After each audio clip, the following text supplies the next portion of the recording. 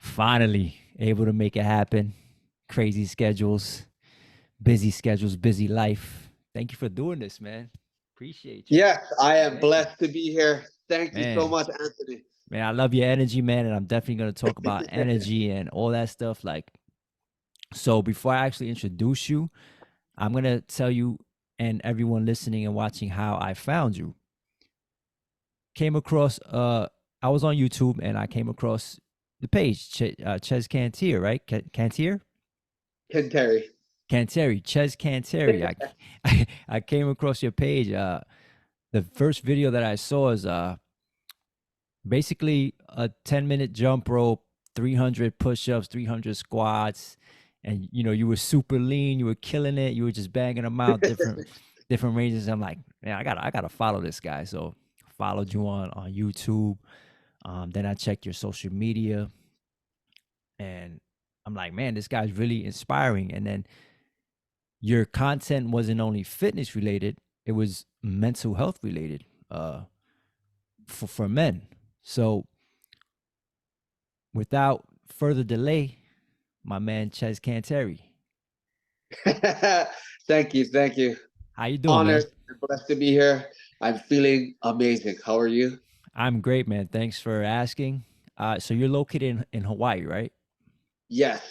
Are you Hawaiian by No, I am ethnicity? pure Filipino. Filipino, okay. So that's the last name is a Filipino last name then.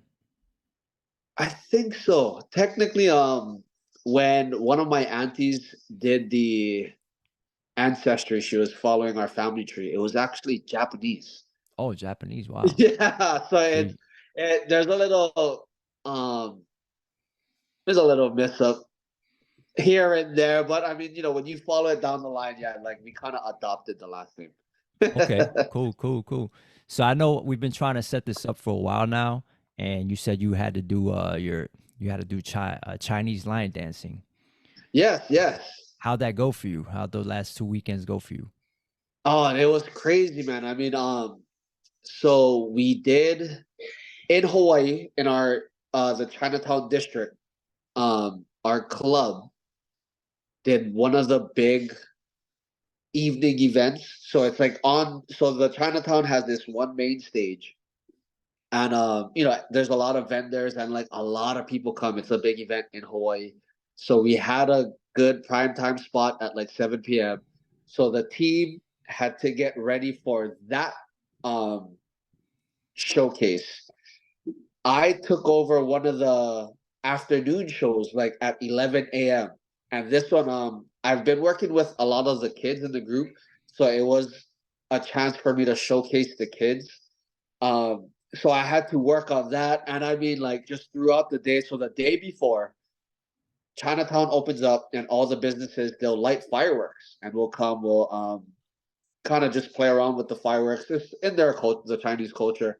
Um, and we'll bless the businesses. We'll take a chang, so it's like lettuce. We'll take the lettuce, we'll rip it up. They have like these money envelopes that we'll take, and we'll throw the lettuce back at them at their shop as a sign of clearing the space of whatever energies that are there blocking their prosperity. And yeah, it was so that first night, Friday night, we start at about. I'm sorry, hold on. Uh,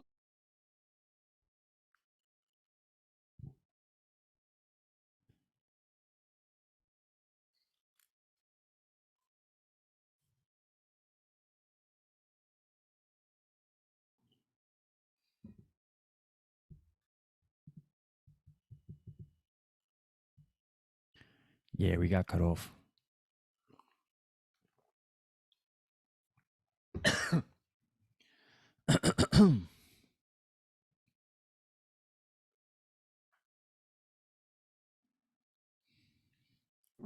Hello. Yep. Oh, so sorry about that. I don't know what happened. It just like something like blinked on my phone. That's the only thing with like social media and stuff. Like the phone just goes ham, man. I But know, man. Yeah. Friday night we started at like we got to get ready at like 4 p.m. and we're basically playing all the way till about 8 a.m. Can you hear me? Yeah, I hear you. Is my video still on? Yeah, I see you. Oh, okay. Um, After that, so that is like crazy. It's just nonstop for like from 4 to about 8:30, 9 o'clock. And then the next day, it was literally like 8 a.m. We had a show. Then we got to do like these street blessings all the way till like 7 at night. And I Wow. was on the Dragon team as well. So like the Dragon is like, it takes like 9 people. And it's like extremely, it's like holding a weight in the air with a pole. And we're like, swinging it around, running with it in this parade. It was crazy, man. And yesterday, so that was the first weekend. This weekend, a lot of businesses like to also participate in the Lunar New Year, and they want blessings and stuff. So we'll go to malls, shopping malls, and like one by one do a blessing for each of them. So it's like it's crazy. And with And the way I kind of perform in the line, it's like it gets pretty taxing. so are you doing all the blessing? Like when you go to store, you're giving the blessings while you're inside the lion or the dragon? Yes, yes. Oh, I'm not sure if I just posted some of it on Instagram. It's just like little clips. Depending on because we'll switch out. We have teams and we'll kind of like switch out because we watch each other, yeah. If somebody's kind of getting exhausted, we'll switch the head and the tail. So it's a two-man thing. There's one guy in the head, there's one in the tail. Um Depending if I'm in the head, then there's a whole procedure. But once the lines come out, if the shop has like a lettuce hanging, then I can take it, do the whole show, chomp it up, and throw it up. So it all depends. Like I'll take some of my other teammates will take some. So it's like because there's multiple stores, so it's a long thing.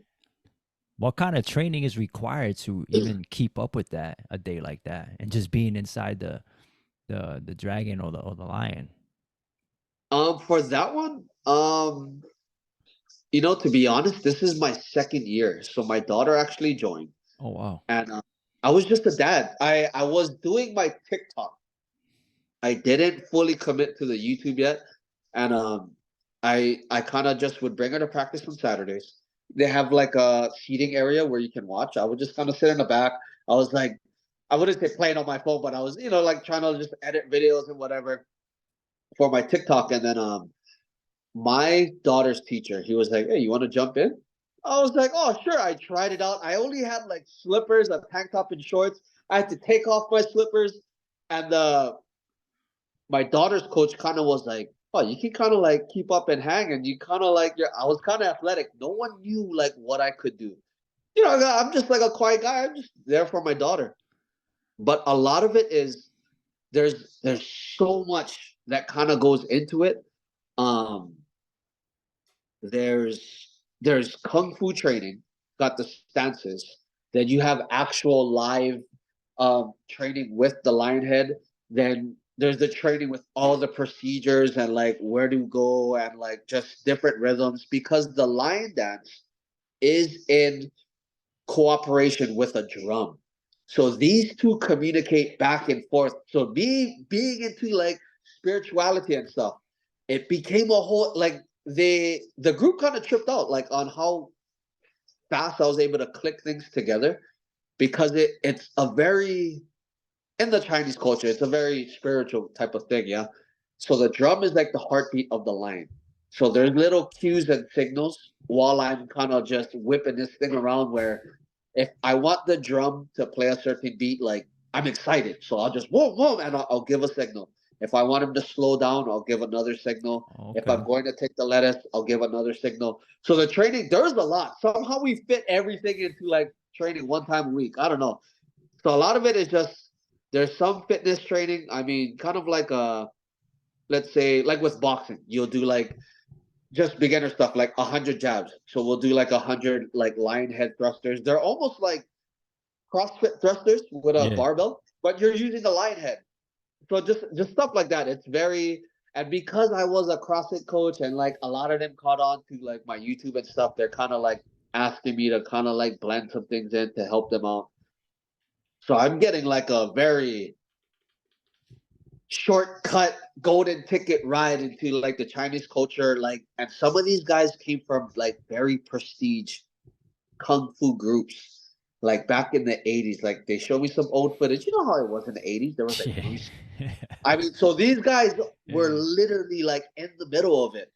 And the guy, my elders in the group that taught me and my daughter, um, in that time of that generation, like the 80s, early 90s, they were considered like the, I wouldn't say top dogs, but they had a name. So I was very blessed that I ended up with them. Yeah, that's like an honor just to be in that Yeah. presence and to be a part of that. And that's cool. I mean, it looks really hard. It looks like there's a lot of like you said you only practice 1 day a week, but there's so much that has to be in rhythm, like you said, in rhythm with the drums and just communication is a really big deal. And I respect it. You know, you're an honorary member of the Chinese community, huh? Yeah. I'm very blessed. I do my best. Yeah. Just like um, I'll say this. I'm just a small guy, like if you kind of meet me in person, I'm like 5'7". My I'm kind of lanky and stringy, and I've always been this smaller guy. Sometimes, when I was younger, I was a bit timid. I think that's why when I was a teenager, I kind of like lashed out. One of the guys I actually fought, I've been going to church. He's been there. He likes to call it a world tour. So like, I was on my world tour trying to, like gain my balls and, be a man and just make a name for myself. And, because of my height, my being just timid, I learned about work ethic and just being a workhorse, but at the same time, just not asking for anything, and just doing your best to work hard. And whoever is around you in that bubble while you guys are putting in all this work, just make it enjoying for them.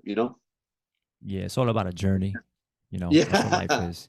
Now, so let's talk about your childhood, being that you just mentioned, you were a timid kid and you kind of lashed out into your teenage years. Um, tell me before you started being that kid that started to lash out and I guess got into more and more fighting or reasons to prove yourself. What was your childhood like as a small kid, and like what was your family dynamic? To be honest, like I had a very good upbringing. My both of my parents are like blue collar workers. They work for the city. And in that generation, like with the jobs they had, it was like a normal, standard American type of home. So we had a home. I was never really like on the streets. But my dad and my mom, growing up, they were exposed to different things, like the gang culture, this and that. But they did their best to just provide a life where I didn't see any of that. But I think, of course, because my dad made some mistakes. I wouldn't say mistakes. He had his life, and he was into drugs. Actually, like my dad's brother he was like always in and out of jail. So like he had a name, a reputation. He had to do what he had to do to thrive in that setting. So it was like half and half. Like my dad did his best to shield me from that life, but yet his brothers were in that life. So I got the best of both worlds. And I think with me, like seeing my dad being an honest man, and my dad too, he instilled work ethic and just having that pride in being a good worksman. And then my uncles just having that pride in being what they were in that life. Um, I just wanted that. I was just this kid that kind of was shy, kind of was timid. I was small. In the neighborhood we lived in, there was gangs, and I just wanted to be one of the fellas. Not even one of the fellas. I just wanted to be the guy, You want to you be know. that guy. And yeah, it was so weird. So like I had a good upbringing. My dad took me to boxing when I was about I must have been in the fourth grade. Caught cracks. I mean, it was crazy. I mean, like I went from like I wouldn't say you could. I was spoon fed. So when he brought me to boxing, he was like, my son looks like he's a little wuss. So he brought me to boxing. I was getting lit up, and the community gym that I went to was like his hometown, and they're kind of rowdy there. And they have Golden Glove boxers, in the 90s, early late 80s. There's some boxers from his hometown that went pro that, fought some good guys. Um, so that community, that gym had a reputation. So me over here just going around, I went into the gym. I got lit up, man. And that was my first run at like I had to think. I was like, you know what? There's this street life that I saw. And then there's this boxing life, of this is a different type of man. This man is not on the street. He's known on the streets, but he's in the gym. And then just that. And I was like, this is not for me. I had an amateur boxing fight. Um, dude, I got hit. I fell down. I was catching cracks. I actually quit. Like the number one fucking sin of fighting. I quit, dude. So that one really ate at me as a kid. Um, but I didn't really care. I wanted to ride BMX bikes. I really got into racing BMX bikes. My dad kind of moved things around. He ended up working at this bike shop that sponsored me and my cousin, and he was able to like get us good stuff. My dad was such a good example. Now that I stand here, and my mother too, she did all her best that she could to support me. But again, I wanted the bad stuff. I wanted the street life. So I kind of veered away from that. Did some drugs, been around the block, and I got to meet a very large handful of people that really opened my eyes. And a lot of these guys, I'll say this, okay? When these guys saw me, 5'7" Filipino boy, spoon fed, I had some experiences, like little fights on the street here and there with like neighborhood kids. But when I stepped into this world, when I was about 12, 13, I live in Hawaii. So a lot of the street guys, the hood guys, a lot of it run on the Polynesian ethnicity. So a lot of them, there's a lot of Samoans, Tongans, and you got teenagers who are like 6'2". And I was running around with the best of them in some of these neighborhoods, and like their uncles would see me, these Polynesian uncles, like they have connections to California, the Soles in California, and like they would see me and they'd be like, boy, you don't want this. And I was like, I do. And they could see that fire in my eyes. Like I was down to do the stupidest shit just to be a part of this weird world, that world. And I was so lucky. Every time I got close to it, an OG came to me and said, boy, I'm going to tell you, I have this rep, but you don't want it. And I was lucky. There was multiple guys in my life. I remember I was in this class in intermediate school where there was all the knucklehead kids. The teacher was actually like this big time drug dealer that turned into a teacher. So he knew guys in one of the smaller prisons. He brought us to a field trip there. Same thing. I saw this guy rack out like arms. Like he was kind of short, but he was like, you could tell just from his energy and his presence that even though he was a smaller guy, he was running the block and he was real calm. He was like, boy, like you young, stay in school, do this, do that, and you don't want to end up here. And I took it to heart when I was 12, but I didn't listen. But so on and so forth. So, when I got to high school, I actually got kicked out of school for smoking weed. So I went to a disciplinary school where there was like the toughest of the tough kids. Like I said, I was surrounded 5'7" Filipino. I'm surrounded by teenagers who are like 6 feet, 250 pounds, and like they're jacking me, they're throwing me around like I'm fighting. I gotta do my best to survive in this world that I asked for. So when I got to high school, I cleaned up my act. I was still drinking, but I was just chill. I was on the chill. And I remember when I was younger, my father told me that the baddest guys in the world, they don't drink, they don't smoke, they just train all day. I wasn't exposed to martial arts. Me and my dad would watch Bruce Lee, but in the streets, we in the, like, yeah, we want to watch the movie, this and that. But I wasn't exposed to this, to that life. I seen it here and there, but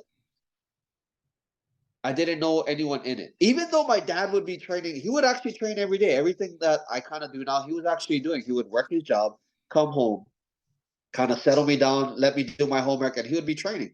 So it was always in the back of my mind. Um, got out of high school, just worked jobs. I wanted to be Hawaii's strongest man, so I got into lifting weights. I still had my connections with all my Polynesian brothers. They helped put me on some game, got me strong. That my friend, I was about almost 200 pounds. I could bench 315. It was a struggle. I was squatting like 405, deadlifting 405. I'm giving you my whole life story. But so this is in like my early 20s. And he was doing Brazilian jiu-jitsu with this very prestige school down here in Hawaii. Um, he said, I was telling him, I was like, I do this, I do that, I can bench this, dude. I would like, he was fighting at 145 pounds. I was like, dude, I would like snap you in half. I'd like incredible Ultimate Warrior. I would body press you bodies. He was like, yeah. He had mats in his garage. So we were drinking, having a good time. He's like, you come tomorrow and be training. He would have some of the neighborhood boys and some of his teammates, they would train in his garage on Sundays. I went there and like in 5 minutes, he like tapped me out like crazy. Like I felt so stupid because he was so small and I was so big. I was this strong dude. I mean, I tried to like use muscle, but I was like, I don't know So anything. all technique. Yeah, and he was laughing, and I was throwing up after it. But I had like this fire. I was like, dude, there is no way. So I kept going. That day, I kept trying to roll with him, throwing up, trying again. I was like, and you know, my mind, I was just like, oh, crazy. I had like different beliefs. So I was like, okay, I'm gonna drink a beer. My body's all hurt. The beer's gonna kind of like numb my body out, and we're gonna go again. Like I was kind of being relentless with him. I was like, fuck, I don't know how this is happening. And from there, his name is Royal. One of my close. He's like my brother. He put me on game. He took me like under his wing. He trained me. I stood in his corner for one of his fights. Um, he got me slimmed and trim. Somehow we kind of distanced distanced ourselves. We kind of fizzled out a bit. I ended up joining a MMA gym, and like the rest, you know, I fought some amateur MMA. I from there I got to really meet some killers, and my philosophy with fighting really changed because you know, like my dad was, like I said, my dad was training. My dad's brother was, you know, in that setting he had really good hands. So you know, in whatever prison system, he had good hands. My family were all boxers. Um, but once I got into this jujitsu thing and mixed martial arts, I was like, dude, like there's a whole different side of fighting that I have no idea about. I'm not sure what year this was, but I know when I kind of was in the prime of it, Uriah Faber was like on top. You recognize that name?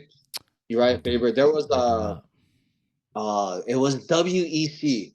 So UFC didn't have the 145 and the 135 pound weight division yet. It was 155 and up. Um, the MMA scene in Hawaii was fizzling down actually. I had some teammates that were bad, and they were like fighting on big shows. We had big shows here in Hawaii, but by the time I jumped in, it was more like local shows. That fizzled out. I got my first daughter, and I was like, dude, my heart just changed. Like I just didn't want to fight. I was more afraid of being a father. So I got a job. Somehow at that job, I was still trying to find my life. I I was gonna get back into boxing. I was maybe about I got a DUI, dude, all kind of stuff. I got a DUI. I had a daughter coming up, and I was like, I gotta go get a job. I still have all this energy, this ambition. What is going on? So I tried to get back into boxing. Somehow that boxing gym was next to a CrossFit gym. The CrossFit caught my eye. I was doing CrossFit. I got CrossFit certified. My daughter's birthday came around. I got drunk, did a backflip on stage, broke my ankles. From there, I got TDI from my job. While I was on TDI, I was studying to be a CrossFit trainer, got the certification. I'm at this certification, CrossFit certification. Okay, it's a group setting. I'm all high on medication, painkillers, but I gotta like, I'm trying to study and get, you know, I'm trying to get certified in this group setting. I got like my leg in this, I call it the space boot. And like part of the certification is, you know, we gotta do the exercises together to learn the cues. And then, you know, you do a workout together. But they were so nice. The staff that came down, they allowed me to Uh, participate can in you what hear? I could. Wait, I'm sorry. Yes. Can you see me? Yeah, yeah, I All can right. see you. Yes. Somebody was getting a phone call. I'm sorry. Go ahead. Oh, yeah, see, same with me. But they allowed me to participate. And I got certified with one leg somehow. They were extremely nice. I'm blessed for that staff that came down. I went back to my CrossFit gym. I asked them, like, can I start coaching? And somehow that kind of fizzled out. There was no bad blood or anything. Just I had my CrossFit certification, but I also had my background in fighting. I was like, I want to try blend my own. I'm still on my TDI with my broken leg. I'm getting paid while, like I'm getting taken care of from the job I worked at. So I ended up somehow I was training people at my house. I scrounged up some money, went to a storage facility. And this storage facility, like they were renting out the drive up units. So it was like a mall basically in there. And I opened the gym in there. Had some training, whatever. I me speaking and like talking to kids, having this stuff, like being positive. I've done it in like my early 20s. That kind of fizzled out. Had another kid. Um, I was doing personal training. Went on another world tour to find myself, and lost. You could say like lost my touch. I wouldn't say lost it. I just, my heart was in a different place. I went on another world tour, got another kid, and like that's where you come in basically. So this second half is like I'm now with 3 kids. COVID happened. I'm trying to get back to what I was, but this time in a digital space. And from the ground up, I just had to build it. And before then, I kind of had a breakdown, and it was like unfulfilled potential, so to say. I know what I can do when I put my mind to something, but I wasn't doing it. And I wouldn't say American comfort, but you can say American comfort. It's First if world you don't problems. control it, yeah, it's Yeah. it's gonna consume you. And I Hmm. just got lost in the sauce, and I still had this fire of being a responsible man with a duty. And from there, somehow Instagram, TikTok opened up. I was so like, I don't want to be on TikTok. COVID happened, TikTok blew up. Everybody was kind of like doing the dancing thing. Then there were some fitness guys. And then the love of my life, she was like, you should try it. Jumped on TikTok. It was a long journey. That blew up. And I was like, you know what? When I first had my gym, I was like, I saw this YouTube thing. This is back when, like, I'm not sure if you know, like, CT Fletcher. Yeah. So they just blew up. When I had my gym, they kind of just blew up. And I was like, oh, there is a digital space for these things. But I was like, I was on brick and mortar. My mind was still on that kind of financial structure, brick and mortar type of thing. But this time around, I was like, you know what? I saw that with them, and I seen the impact that YouTube had on my life, and it's my duty to just go there, even though there's probably not going to be any returns. Just put it out there. Now I am here with Anthony on this Hey, podcast, you sharing my life. hey, you know what? You never know where something is going to take you, right? Because Yes. I want to hone in more on the mental health part of and the breakdown that you had. But do you realize how blessed you are? All of the signs that were thrown at you from the time you were a kid to now, and you just basically dipped and dodged every single one of them. And Yeah. each dodge could have been a catastrophic event after that. But everything brought you back to fighting or the art of fighting, practicing, which is beautiful. Like that's like the major sign. You know what I'm saying? But Yeah. Yeah. let, let's talk about that breakdown and like what led to it and how you found spirituality into today, into the present time. Okay. So right around when COVID happened, I was when I was on my little world tour, it was gradual. I Now that I'm standing here, it seemed like, oh, in the moment, it seemed like I was getting everything at once, but it was a span of like 5 years. Like once I got exposed to like crystals, I now to me that's like I'm way past it, but I got into like crystals and like I just started reading books, and every like martial arts book that I read kind of had a little dip of it about this universe, spirituality, whatever these golden rules. And like throughout your life you hear it. Why don't you treat someone like how you want to be treated? Like not knowing that all of these things have like a deeper, I wouldn't say deeper meaning, but they string along in life in the backdrop. So from crystals, just reading about crystals, raising your frequency, um, law of attraction. When I had my gym, this guy took me under his wing. I emailed him. He was a beast of a man. He had this gym where a lot of the football players coming from Hawaii going up to the NFL, they would see him for strength and conditioning. I'm gonna show his gym was called War Horse Gym. I mean, so you can got like war, like these guys are coming out for war. So um he took me under his wing and he taught me about the mind. So we took this like 2 day seminar. I'm thinking he's gonna give me financial gain. This is how you run a gym business. Dude, I was on this retreat guarding this flame. This is a candle. We were guarding a flame. We had to take rotations at night. There was like 8 of us, 8 men, like all businessmen. Some of them were like very prestige, like filmmakers in Hawaii. And we're like guarding this flame. Like we each had to take an hour throughout the night to make sure we're on this mountain. It's extremely windy. Dude, that was a crazy part of my life too. But he exposed me to your mind is like a flashlight. Whatever you shine that light on is what you will get. Mm-hmm. And if you shine it on shit, like that's all you can see. If you shine it on gold, that's all you can see. So it started from that.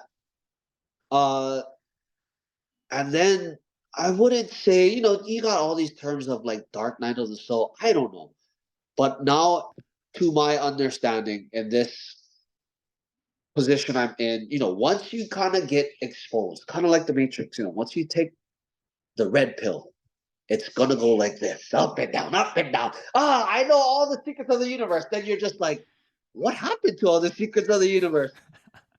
My son over there. So, during COVID, we were lucky, we're on lockdown and I get to like read all these books. I get to just like read 24/7, hang out with my family, and like, everything's kind of taken care of. I was driving Uber Eats, dude, I was banking, man, because everything was closed. There was really no cars on the road, and the only people driving was Uber drivers just delivering food. So the game was wide open. So like while I'm driving, I'm waiting for the next thing. I'm like reading a PDF. There was this book that I was listening to. It was called The Impersonal Life by Joseph Benner. And that like it cracked my consciousness. I was like, what the? And it made me kind of see like the overarching source of all. I'm not sure what you believe in or what anybody else believes in. Like I've kind of seen everything.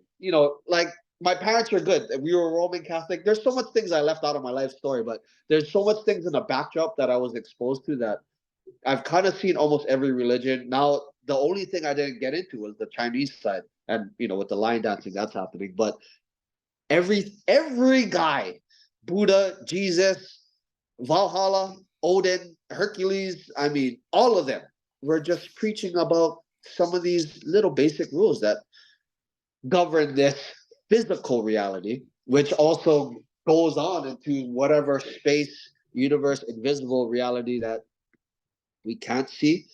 And there was a point where I went so far off into that world, I kind of forgot my life here.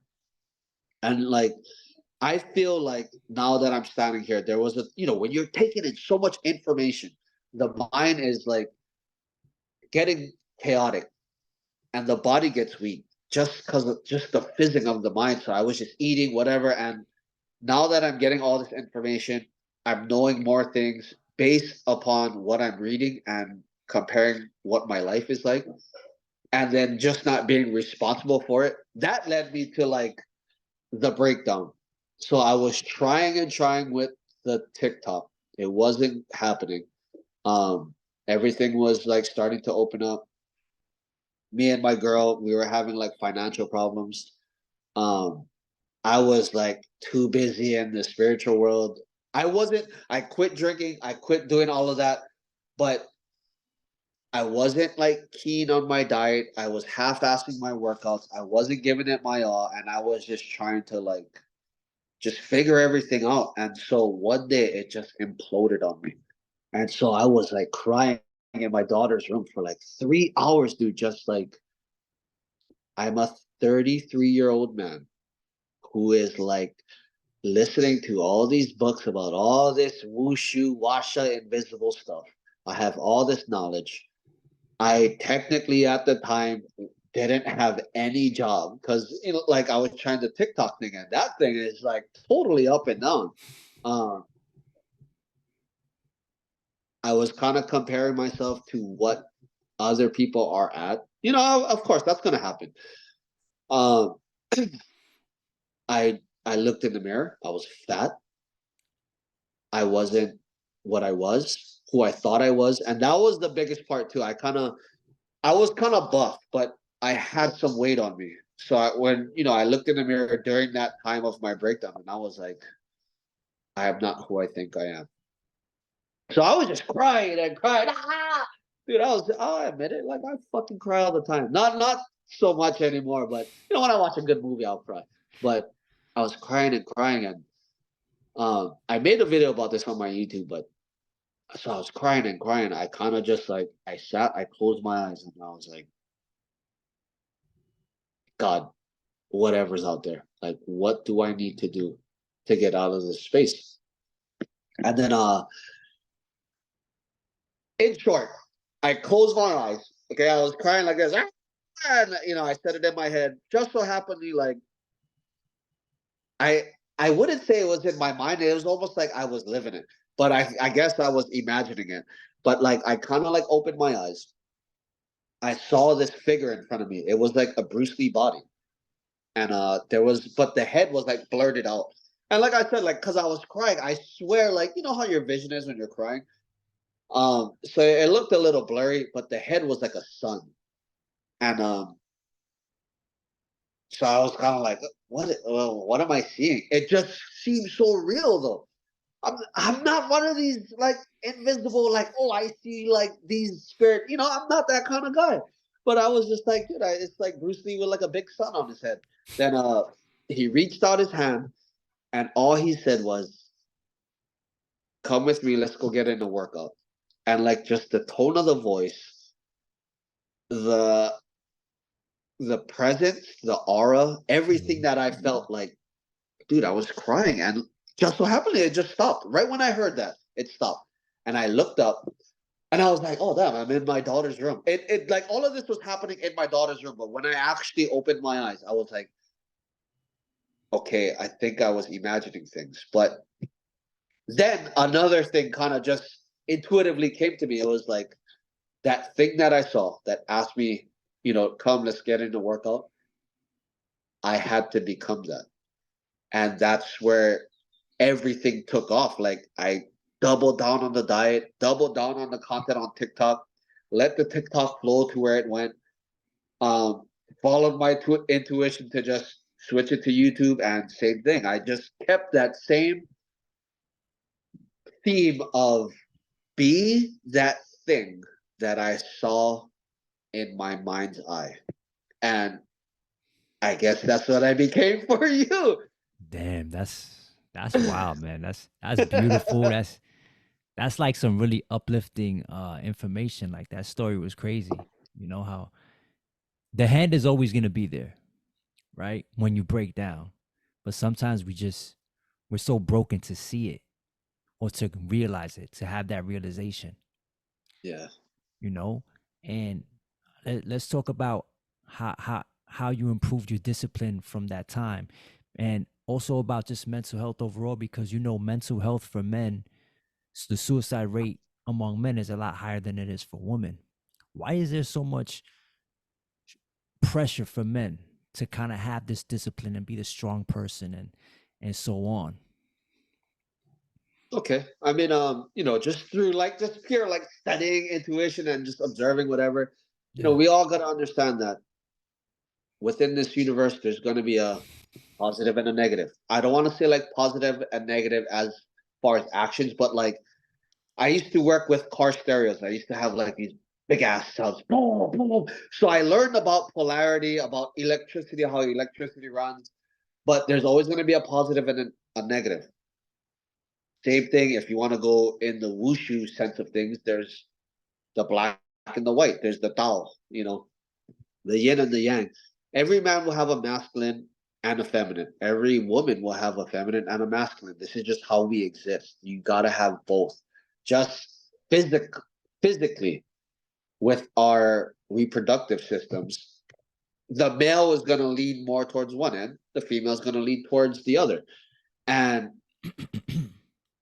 in my perspective, all it is it's always going to be a triad of things. There's going to be the physical, then there's the invisible physical, and then there's the mind. Invisible physical, I just term it that because it's like your body, we're males, we have male reproductive parts. So the male body wants to do these male things. Because your spirit is in this male body, your spirit will kind of take on the characteristics of that. But the mind kind of wants to do other things. So, as a man with a male body, you want to do these male things. The basics of it is to push forward and progress without having any emotions and to dominate things and to protect. Basically, domination is the way of the masculine. It just overpowers everything with no feeling.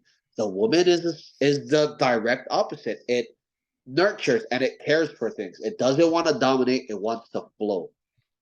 Um, and I think just us as a society labeling things black and white puts pressure, of course, and not having a deeper understanding of how to flow these things, and always trying to govern on rules. It does create the void. I need to be this and I need to be that. In our day and age, we're in the age of like individuality. So we get to see like the full power manifestation of like a feminine. Then we get to see the opposite, the fully large encapsulating masculine figure. And so like now whoever's in the middle, we're like we either go that way or that way. And just thinking that we gotta go a certain way is what creates everything. Because you can actually be whatever you want to be. It's just you gotta learn how to observe what is hurtful to yourself and to other individuals and just kind of let your life flow within that, man. It's it's a weird subject. If you were to ask me these questions a while ago, I would have gave you different answers. But now looking at it, it's like, when you have a mental breakdown, I can honestly just say like that's a part of your individual journey. You needed it. And because there's always a yin and a yang. If you're down here, it's because the next step it's leading you up here. If you're up here, you can probably guarantee you're gonna come back down. Like it's called the Emerald Tablets of Thoth. You ever heard of that book?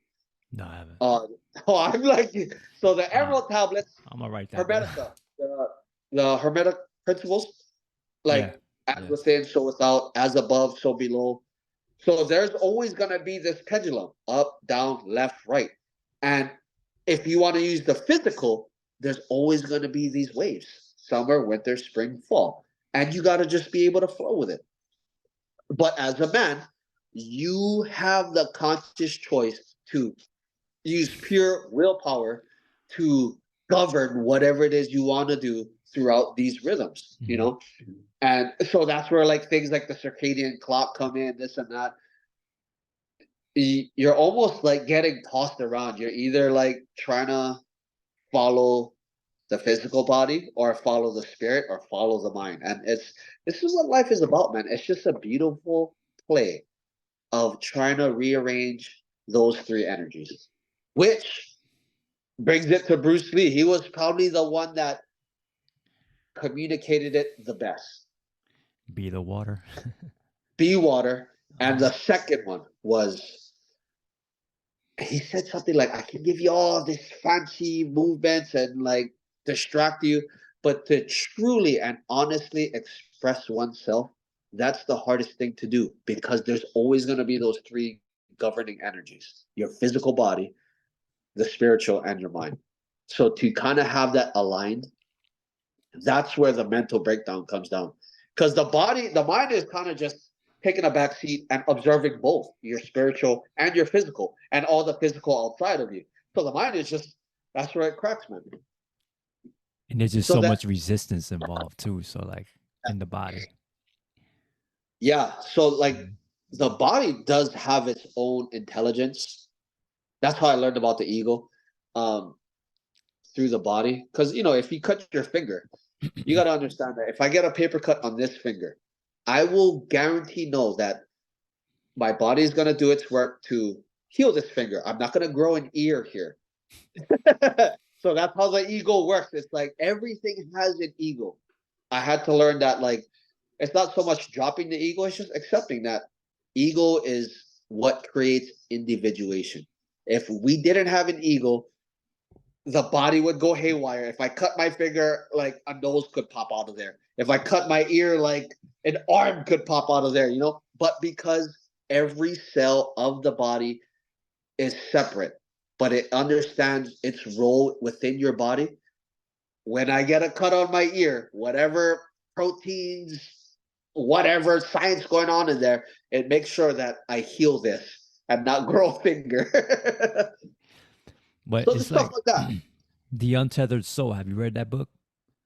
No. They talk about the ego and how how to basically you are the ego, but separating yourself from the ego or not being identified by your ego.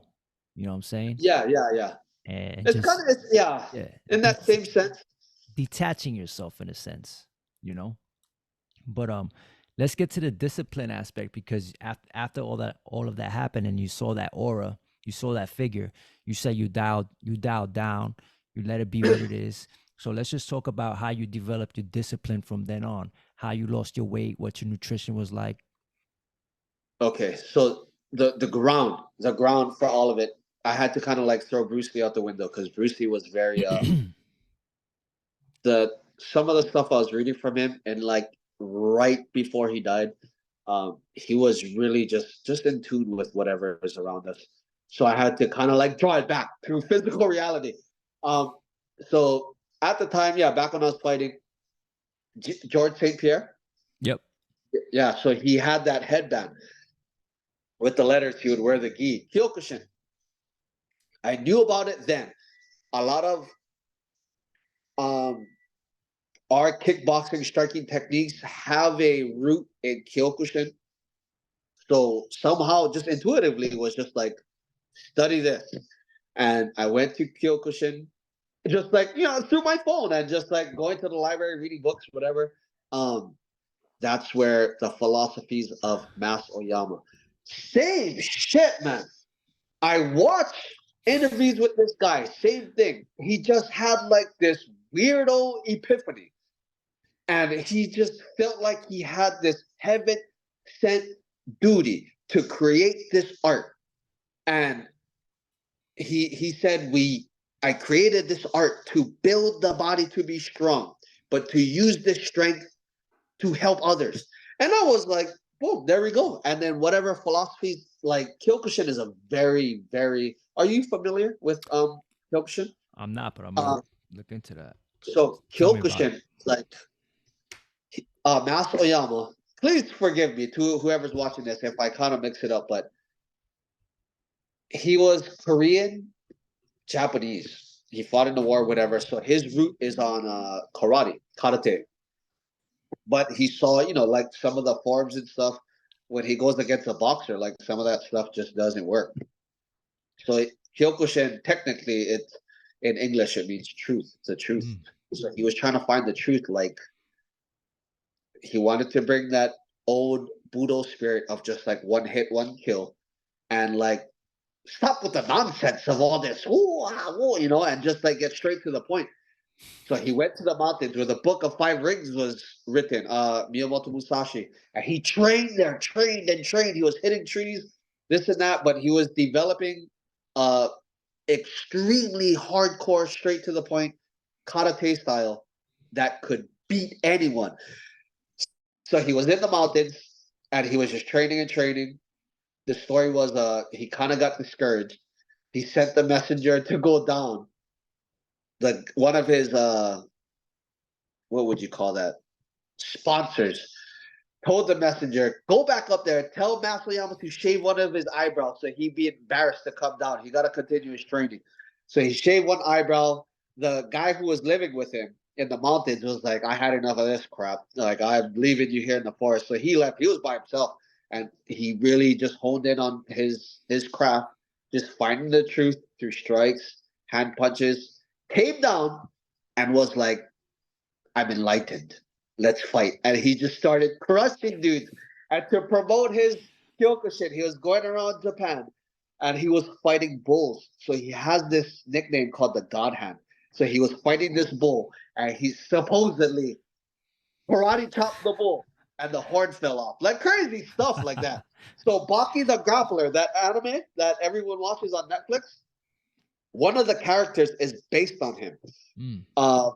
Really world-renowned guy, but he was all about discipline and just getting straight to the point and like just putting the body under the governing will of the mind and sharpening the mind. So all this like meditating in stance under the waterfall, dude, he would be under the waterfall, like crashing on his back, like really hard style, like roundhouse kicking ice bricks.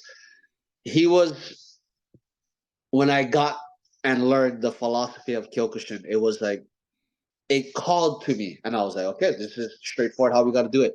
But I had a, I'm gonna bring this around. I'm not sure if you read a blog called "Bold and Determined." So there was this blog I was reading throughout the time. It was like a man blog.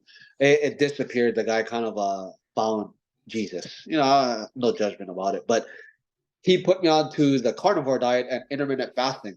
So all I did was I kind of just took the same structure, intermittent fasted. I eat at like 12, 1 o'clock, eat again at 7, just steak, ground beef at night, same thing, steak and ground beef. The training, kicks in the morning, kicks in the afternoon, kicks at night, shadow boxing, and just implementing everything I knew with. This time, I didn't do any CrossFit stuff. I kept it extremely basic. The Kyokushin guy, same thing. 1,000 strikes, 1,000 hand chops, 1,000 everything, 1,000. And I was like, yeah, I want to do the same thing. So the discipline and the breaking my mind. Like I said, I was a 5'7" Filipino. So throughout my entire life, I was always kind of like, I'm going to take the basic stuff and I'm just going to be wild at it. So this time around, to get my mind out of it, I took that same philosophy. Like, I'm just going to do extremely basic stuff. Me and you can do it. It's nothing hard, but I'm just going to do it. You're going to do 100. I'm going to do 10,000 of it and before 1 o'clock in the afternoon. So that really helped to break my mind out of it because there's no sophistication. Like Kyokushin was, it said truth. Bruce Lee said, I don't fear the man, practice 10,000 kicks. I fear the man, 10,000 kicks one time. So 10,000 kicks every day, 10,000 punches. And from there, I got my fluidity back. But the structure was just having that pride and just taking the most basic things and getting the most grand result ever. I mean, like, you saw that video that captivated you was basic stuff. All that stuff I had knowledge of. of the bodyweight stuff from this guy, the Great Gamma, Hindu wrestler. He would do like 5,000 of these Hindu And push-ups, do push-ups. 5,000 squats, beast of a man. So same thing. I was always, even when I was in my world tour, these guys that I kind of idolized, they were just selling like little packs, but they were selling like on the go. Yeah, I was always just about having like the most simplest operation, but just making it grand, you know? So that is what really helped the willpower because it was basic. It was extremely basic. The more you complicate things, the more the mind will tend to wander off course. To get the mind back to focus, just easy.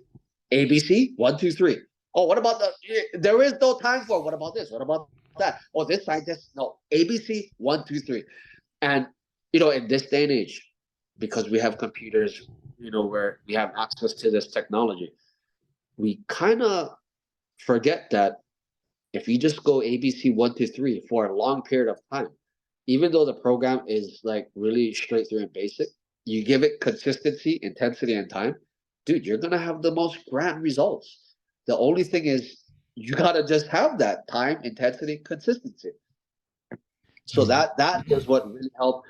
And even so, I started to compound these days over and over. I kind of had a routine, train in the morning, afternoon, night, no matter what, diet, no matter what. I think what was better for me was I got 3 kids, and I got to figure out this financial situation, all of this stuff. I had so much in the background weighing on me, and that's why ABC one, two, three. I kept it basic. I kept it consistent, and that everything in the background I had to take care of built the subconscious. And day after day, I just layered it. Boom, day after day after day after day. And at one point, it was like, I'm kind of on top of this mountain, and it's like now it's time to just share it. So, as far as willpower as a martial artist and getting disciplined, the beginning is going to be hard because the mind is so attracted to what you've been doing. When you veer the other way and you make things simple, the mind likes to get attached to distraction, like all these other things. If you just keep it simple and basic and you focus on just having that pride in, I did 10,000 kicks, I only ate 2 meals, I am starving, but guess what? I'm going to do it again tomorrow and I'm going to laugh about it. And I'm going to, that's if you attach yourself to that, the results will come and it'll blow your mind. That's beautiful because you had a recent video that actually resonated with me about simplifying your workouts. And it was pretty recent, and then it goes from basically simple workouts, creating a less stressed man, a less depressed man, and just starting to just simplify your life outside of working out. And that resonated with me because I was at that point where I just want to do everything at once, and it just overwhelmed the shit out of me. So that's why your videos are really reaching out to people, because of just simple messages like that. You know what I'm saying? So, like you said, you focus on ABC 1, 2, 3, and you had all these other things piling up behind you, but you still focus on the basics, and everything just kind of stacked together and compounded over time, and basically worked in your favor, which is which is Someone impressive you can because say, yeah.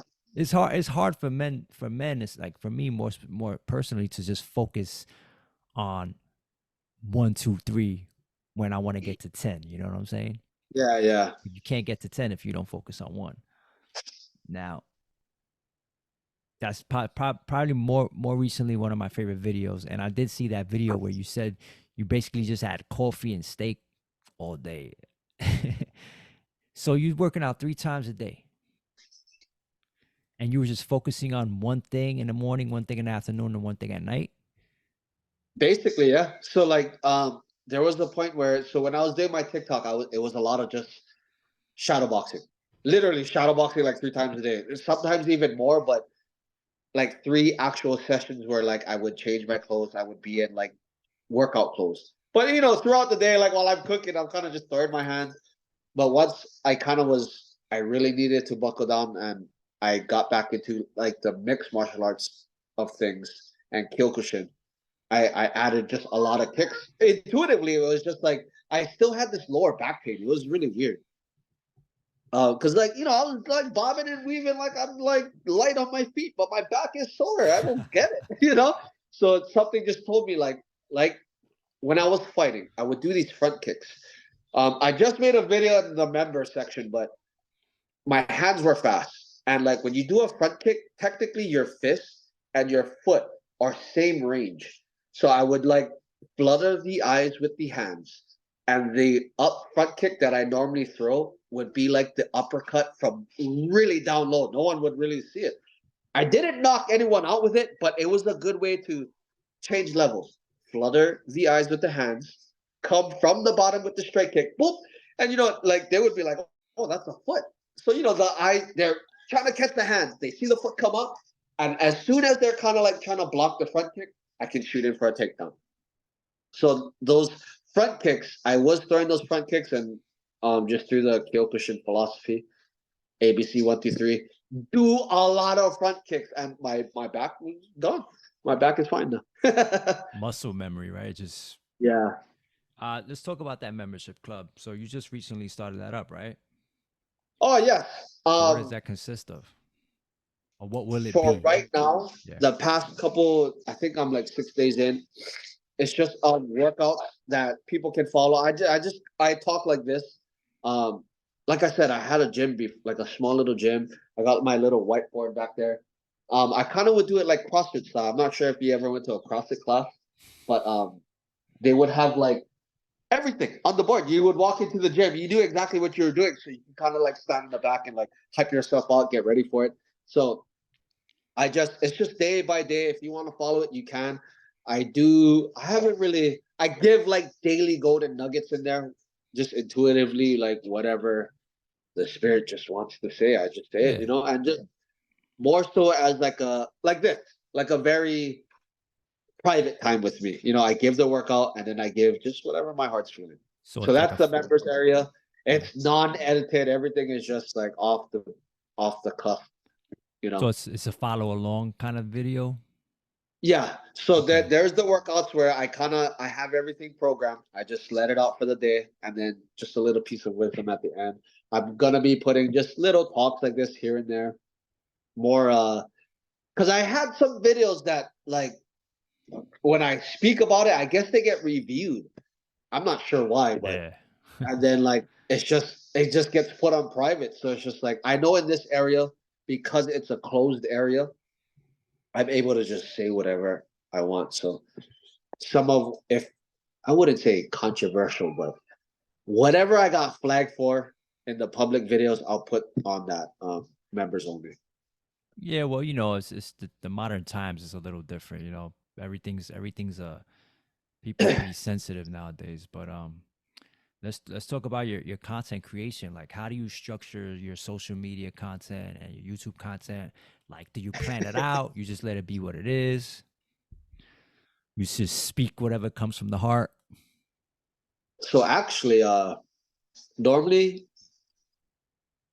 it's weird for me because like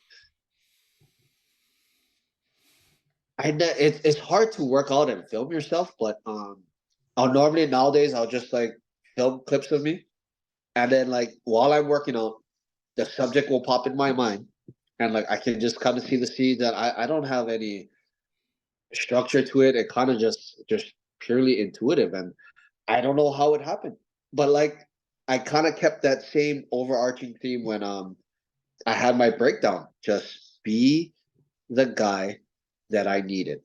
And at the same token, when I look at content, it's like, what is content that I would like to watch that would help me? And I learned it from some, when I watch on YouTube, just Google stuff about content creation. It's just make content for yourself. Because, when you get behind the spirituality thing, the guy who created Aikido, he kind of pinpointed that, everything is derives from one thing. We're all one. Just like Bruce Lee, under the sky, we're all one race, the human race. So we all emotionally kind of have the same likes. It's just different shades. And if you like it, someone else will like it. So I just I had to be true. I was like, sometimes I can listen to a podcast like this. I can, like watch homie just speak. But sometimes I just need a rip dude who actually is the business, giving wisdom in the backdrop. And For that's sure. just what it was. Like I was never, like people listen to Bruce Lee stuff because when you look at him, he's the product, you know? And for me, I'm the same way. Everybody's the same way, when you build yourself to be the product and you speak on your product that's actually real, it gives a different, oh, no, this is my biggest flex. Where is it?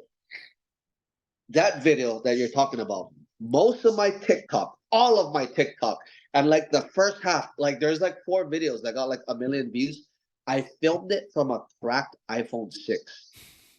I had my like only now I have like the iPhone what is it, 15? Like I said, I like to take the shittiest and the worst and just try to get a grand result out of it.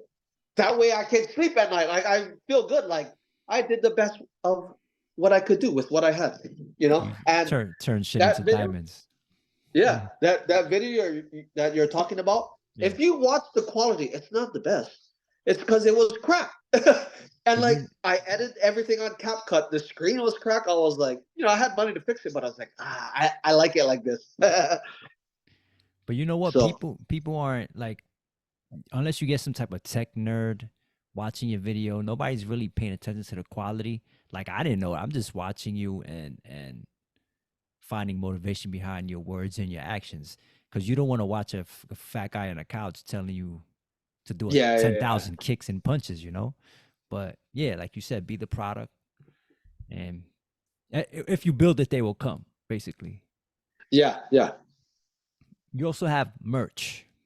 So, what was the inspiration behind the merch and the train hard, be kind Oh, so motto? same. So that line literally was from that when I had my breakdown. That little son, it just said, I was getting, if you want to call it, okay, downloads. I get them all the time. Everybody gets them. It's not like it's a new thing. Like all Spiritual these download. terminologies and stuff. Yeah, it's nothing new. Because when you read all these books from like back in the days, like they're all saying the same thing. Just Yeah. they gotta speak to their time. Mm-hmm. So like after I kind of was illuminated, just all these little things, and that was the one thing that stuck. Train hard, just train hard and be kind. Train hard and be kind. If you train hard, when you're training extremely hard, it's hard to think about other things, especially if you keep it ABC 1, 2, 3. If you really put full force intensity on ABC 1, 2, 3, you're not. You're almost bulletproof to whatever dumb stuff that's going around you. And in that moment, you just really get to be free, and that was one of the weirdest things that I had like a epiphany download on was that in my shadow boxing, I don't care what anybody says. Oh, you don't post any fights. I don't care. When I'm shadow boxing, out in the sun, without my Yeah. shirt,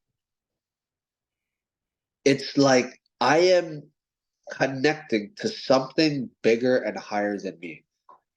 That is my time.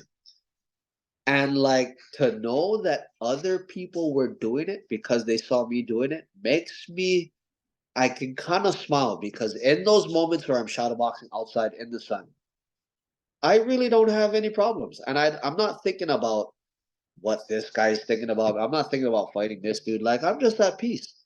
And knowing that there's other people doing the same thing that I'm doing, the world can kind of shift in a different way. I don't know. Maybe, No, you know, no. like It I make said, like my mind can go there, but in those moments is where I do find peace and just my ability to share it. It's something really crazy, man. I'm literally just punching the air, but when you're in it, it's just like whoa, like you feel all these weird feelings. well, the purpose So is with higher the than the merch, physical body. yeah, yeah. Yeah. So with the merch, same thing. I always do things like I just follow that golden rule. Whatever you would buy, create. Whatever, train hard, be kind. I would wear that. I do wear it, so just create it, you know. The tiger one, the love of my life actually, she created that one, like the yin and yang and whatever, but she made it two tigers. And somebody was like, "What does that mean?" I was like, one tiger is just climbing up, one tiger is coming down. It's always going to be a circle. And she termed it. I think we were watching Fearless with Jet Li, and I think somewhere he said something like the strongest and the kindest. And I was like, "Oh, that's good. It's good to be strong." And when you get to a level where like you can do stuff, it almost you start regressing, and it's just like you want to use it for good. You accept what you are. Sometimes I gotta accept that I'm a dirty motherfucker. Like I can be like, if you rub me the wrong way, like I can go there. But because like I'm all the way up here, just punching the air by myself, and I'm like ripped and whatever. Like I kind of just like, bro, I understand that you're going through some things, and let me help you out. Maybe there's something we can do to help you out. Instead of me trying to like fight fire with fire. I Weird mean, stuff like that. a lot of certain energy that you come across is just a reflection of their own personal troubles and tribulations, you know. But you mentioned being ripped, right? You gained weight, you lost weight. Now you're basically gaining some weight again. Oh yes, yes. Yeah. So For the lion dancing, because okay, the line dancing kind of reminds me of grappling, because it's external. It's an external thing that I'm wielding. So kind of like with judo and grappling, um, and because the tail, it's like fabric. The tail does. It's not a firm, rigid structure. It if the my tail player swings around a certain way, like the resistance totally changes. And like if you're not strong enough, um, if I pull the head one way and the tail is in a certain position, it could pull the head and it could tilt it back. And it just mm, ruins the whole look of it. The line, it kind of looks like it's in the sky. So, like, to really just hold firm on the position of the head and, like, have just the look that you want to create kind of reminds me of grappling. So, more weight behind me just allows this thing to just feel lighter. are you lifting weights and eating more, or are you just doing more reps, No, eating no, no. more? Just Yeah, I have like dumbbells still, just weighted shadow boxing. basic stuff. Yeah. Basic stuff. Yeah, I've been doing more like reverse flies and stuff, just working like the back parts. Now what I've been focusing on is more getting back into. At one point when I had my gym, I was really getting into being strong in awkward positions. So the guy at Warhorse, that one mentor I had, he didn't have any weights or anything. He just had big ass tires, kegs filled with sandbags. And I was like, some of the fighters he had when I would grapple with them, they had a different type of strength. And when you watch how he would train them and whatever, dude, these guys are carrying these things. They're in the worst positions possible. If like a chiropractor were to go there, he would be like, this is bad. If a science physical therapist or fitness personal trainer were to like look at that, he would be like, this is so wrong. But I realized I was like, when you're, deadlift, back straight, and you're coming up, make sure the bar is dragging against your shins, back straight, chops back. I realized, okay, like with this, once I take you out of this position, like here, you're done for. You're so weak. So Hmm. in fighting, they have things like they like to call it can crushers, where if I'm like on a body lock with you, I'll put my head and my arms and I'll pull you this way. At the same time, my legs are up against your legs. So I'm pushing your upper body this way and your legs the opposite way. So it's like you're getting twisted up. And once you kind of contort the body, if you're not used to being in that position, oh, you're done for. So the Warhorse guy was like, dude, they're loading tires. And they're like, some of the tires were like filled with like, so you had big like different types of size tires, and they would be filled sometimes one sided with extra sandbags in there. So like you flip one end, it's kind of heavy. You flip the other end, it's lighter. But he would like pick it up and walk with it. So there was a point, yeah, these like semi truck tires, dude, I would just pick it up, we walk around, dude. My back is so bent, and I'm walking around like, but when I'm like suplexing these dudes, they're kind of just like, how is this little guy doing it? It's because I've trained myself and these little muscles to kind of like be strong in this position. So yeah, what were we? Every muscle serves a purpose. Yeah. But as Yeah. far as like with the training and just that's what I'm getting into now. But just using little dumbbells. Yeah. Just try to find little angles. So with the line dancing, they do a lot of stance training. So you'll sit in like a low squat, they call it a horse stance, and you'll just sit there for like a minute, not hours, but you'll sit there pretty long. Like if you're not used to it, you're gonna be shaking everything. And like, I'm sitting in this horse stance and I can feel like my hips, my lower back, everything lighting up. And it's like, okay, this kind of feels like my odd object training that I used to do, and maybe I should get back into it. Yeah, I actually been trying that. That's not easy. Sitting in an isolated position for a long time, Oh yeah, yeah. upright, straight. That's hard. But so what's next for you? Like, would you have anything in the works planned out, or you just like you said, just letting it flow and letting it be what it is? Um, a little bit of both. Like I said, you gotta kind of try to do both. You gotta use your willpower and kind of flow with it. Yeah. I try to the thing I try to focus on is just whatever I can control. But right now, continue with the YouTube stuff and just spread more of just what I know. Like I said, I work a lot with the kids at the line dancing place. So I don't know, maybe I'm I like I said, I had a brick and mortar. So like now being in this digital space and how it runs, it's like I want to keep the freedom I have, but with kids, you gotta have like some almost like some type of brick and mortar for them. So I don't know. I don't know. Maybe opening up some type of gym. I was thinking about I mean, there's so much options now because of YouTube. I mean, I can go out and like go speak. Like people on YouTube would be like, "Hey, if you come to Spain, like we can host." I was like, "Oh wow!" Like the options are open, but yet my heart is always with the kids because I was once a kid who like seen a dude, and that's why I was so drawn to it because like the fit guys were like the drug dealers, just hanging out, not knowing that they were actually like training and stuff too, but they weren't really on top of their game. I never really ran into guys who are really about the physicality in that lifestyle. They could fight, but they were also drinking and doing all these other stuff. They're doing all the street shit. Yeah, yeah. But I think it'll be cool if you did either the brick and mortar for the kids, or if you just did like some sort of weekly meetup at a park with a bunch of kids and just taught them that way, Yeah, outside yeah, in the sun and connecting that way. That would be cool. So yeah.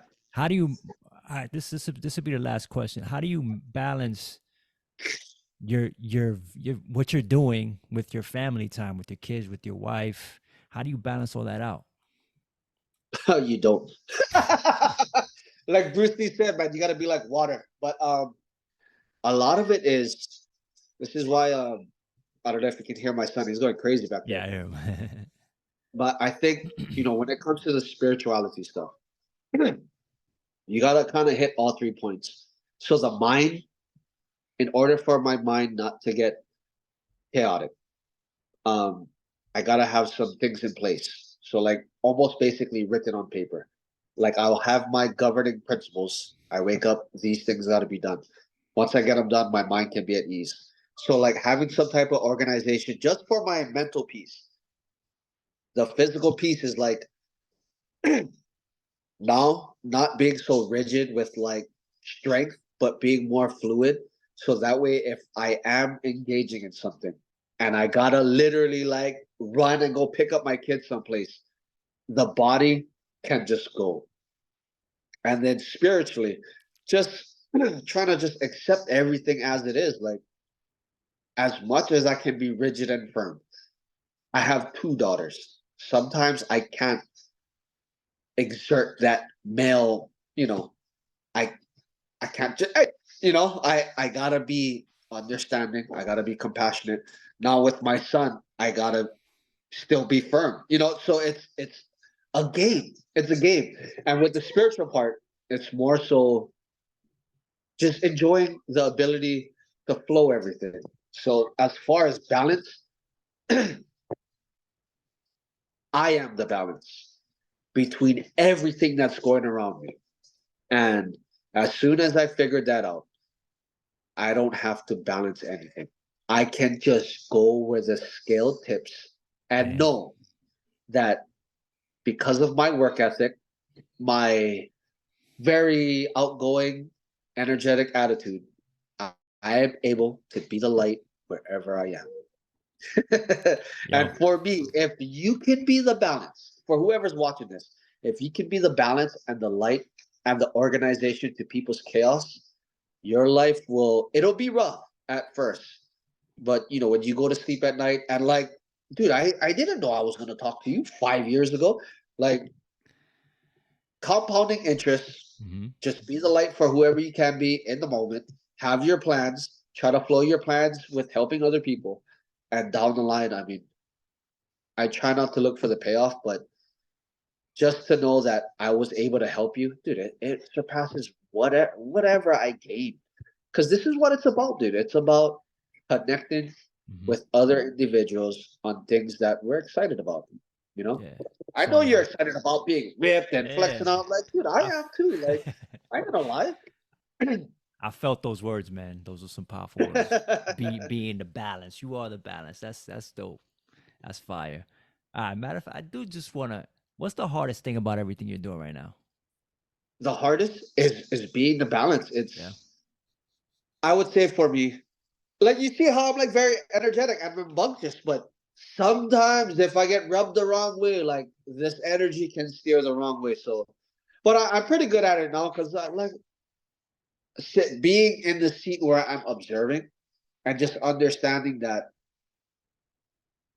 life kind of is lived up here first. Mm-hmm. Yep. For sure. So Yeah. yeah, so like whatever's coming at me, process it first before I like jump on it. React. Yeah. I think okay, I think I forgot like the basis of your question, but a lot of it is just trying to be based in truth, okay?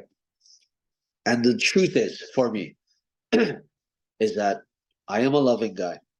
And for every man out there, like, he gotta get in touch with his truth, dude. If I were to really like, the way I've understood truth was that, okay, if someone close to you um backstab you, the first initial thing you would probably do is, I would never do that.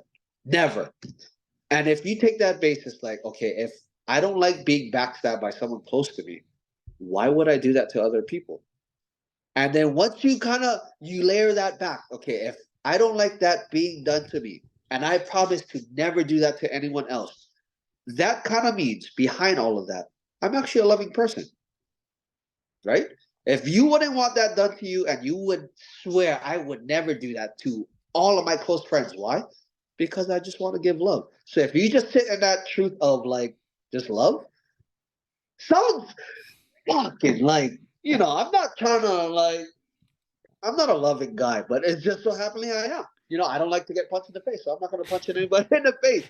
But when push comes to shove, it is what it is. There's got Yeah. to be a time where I gotta be masculine. There's got to be a time where I'm not going to say feminine, but I got to be compassionate, and I got Mm-hmm. to have understanding, and I got to understand that in the Bible it says.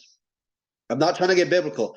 Like some of these quotes in the Bible are actually in like the Bhagavad Gita, like all these spiritual books. Okay, but one that stood out to me. I heard it in the streets, but the sins of the father go down 7 generations. I Mm. got to understand, maybe some kid that I disrespect today might be the boss of my daughter. And he's going to be like, oh, your dad is uh, blah, blah, blah. And my daughters, they're women and they're delicate.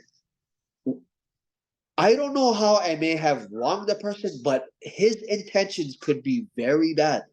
So I gotta think long term, you know, and that's why as men, it's our duty to kind of like you gotta teach how to govern these energies because when a man is like not secure in himself and he's trying to look for outward validation, holy fuck, like he'll go like crazy and like to feed his desires, you know. God forbid something happens to, you know, like I said, I was in this weirdo street life. I'm not gonna call it weirdo for those who, you know, are in the game. But if you're in the game, you understand like a way a man will establish dominance is he's gonna bend you backwards.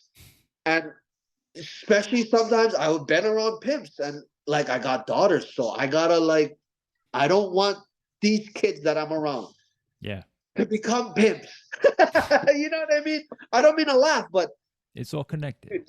You know, this is the generations. reality we're in, Yeah. you know? Everything And connects. that yeah, everything connects and it's not a responsibility. If you just like I said, if you just stand on the side of love, you look at a child, you'd be like, you know, you have this weird upbringing, your parents are not there, let me help you. You know, some guy like fucking, hey, get out of my way, I'm late to work. You know, I don't know what's going on. His wife probably cheated on him. He's probably broke. She took all his money. It's like, you know what, bro? I'm sorry. You know, may seem like the most pussiest shit to do, but like I said, like people who are normally angry are getting beaten up so much by the world, and They got so much it's, other things going on, yeah, like you know, personally. But where can people find you? Like, where can people get your information? How can they connect with you? How can they look at your oh, content? YouTube, Instagram. I mean, like through DM, I try to answer like all that I can, but I mean, right now, just through Instagram, you can direct message me at Chez Cantere. YouTube is the same thing at Chez Cantere. Um, yeah, those are the places. The TikTok is still up, but I haven't posted anything on there. Somehow it's still like accumulated, but yeah. Yo, this was such a high level conversation. I really appreciate your time. I Hey, appreciate the best believe moment. we're gonna do it again. Oh, for sure, man. In person. Yes, Yeah, yeah. yeah. Oh yeah, that'll be. That'd be fire. I That'd gotta be come out to fire. New York, or maybe you gotta come out here Oh man, I want to go to to the Hawaii. I sun. ain't never been there. I want to go out there. But Shoot, shoot, we can make that so happen. we'll definitely talk about it. Thank you for your time. I'm definitely gonna connect with you more in the future and keep doing big things and keep moving on the side of love. Yes, thank you, Anthony. Hey, Cheers. have a good day. And Peace, like brother. I said, I'm gonna add a new one. Okay, train hard, have fun, and be kind. Oh, yep. Train hard, have fun, be kind, be disciplined. Yeah, have fun with the discipline. Yeah, Don't be yeah. so uptight about it. Like, No, yeah, not for you know, sure. hey, if people Don't want to, don't beat you know, yourself if up about it. people, yeah, don't, Yeah. yeah. If you want to be disciplined, understand that it's a choice and have fun with the choice. Like, I choose to eat these, and hey, if you want to join me, you know, let's be buddies. Yo, thanks again, man. Appreciate this. I'm gonna let you Anthony, know. thank you. Appreciate it. I'll Okay. let you know when we put this out there, all right? Yes. Peace, brother. Have a good one. Later.